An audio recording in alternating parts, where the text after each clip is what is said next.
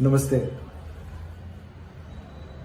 Sushumna and Semen retention. That's what we're going to talk about today.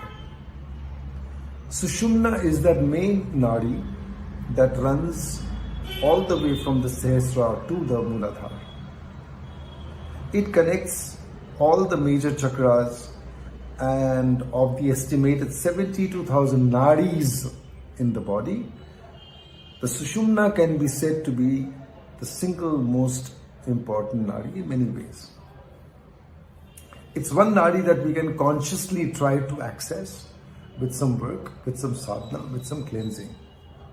So you can think of the Sushumna Nadi as the major super expressway between the chakras. Now, if you want to take that visualization further,